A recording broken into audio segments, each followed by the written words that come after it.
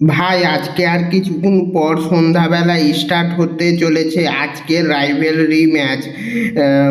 Mumbai Indians versus Gujarat titans match, MI versus GT match, আজকের rivalry match.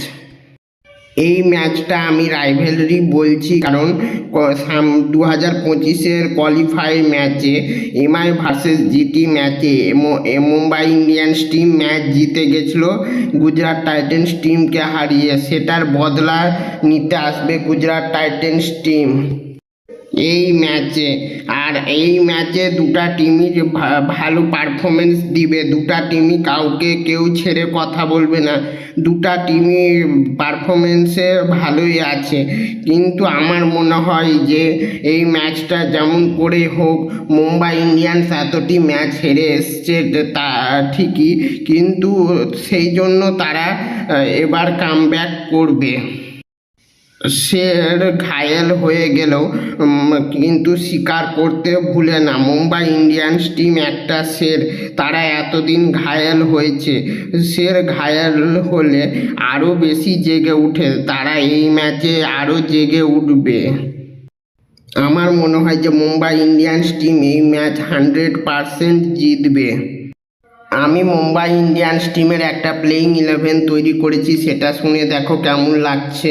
প্রথমে রোহিত শর্মা, তারপরে কোয়ান্টন de Kock, যদি রোহিত শর্মা ফিট না থাকে তখন সেখানে রায়ান রিকালটন, তারপরে সূর্যা কুমার যাদবের রান আসছে না ঠিকই, কিন্তু এই ম্যাচে তার রান আসতে পারে।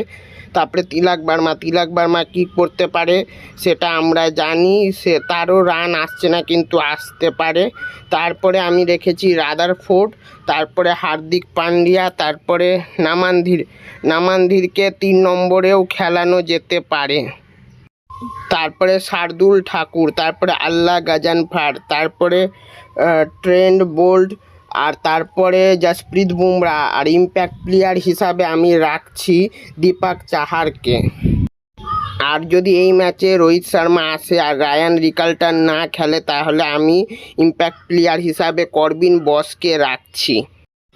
আমি এই ম্যাচে মুম্বাই ইন্ডিয়ান্স টিমের এই প্লেইং 11টি তৈরি করেছি ঠিকই, কিন্তু মুম্বাই ইন্ডিয়ান্সের টিমের এই ম্যাচে আলাদা প্লেইং 11 নিয়েও নামতে পারে এই ম্যাচে। কিন্তু কোয়ান্টন ডিকক আগের ম্যাচে যা পারফরমেন্স দিয়েছে সে এই প্লেইং 11-এ থাকবে মুম্বাই ইন্ডিয়ান্সের।